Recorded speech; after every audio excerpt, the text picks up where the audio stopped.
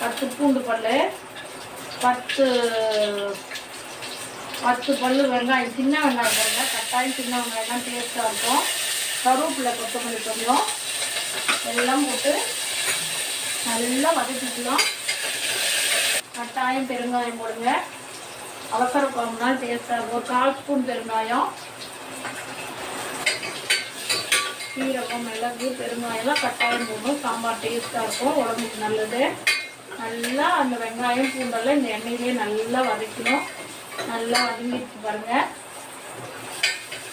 அவசர சாம்பார். தக்காளி 2 தக்காளி கட் பண்ணி வச்சுக்கேன். நீங்கள் மிளகாத்தூள் வேணா போடுங்க, இல்லைன்னா நான் காஞ்சி மிளகா போடுறேன். குழந்தைங்க சாப்பிட்றது வேறாண்டி கேட்டிருக்காரு, அதுக்காக தான் அவசர சாம்பார். உடனே வேணுமா, மினி இட்லி சாம்பார் வேணும்.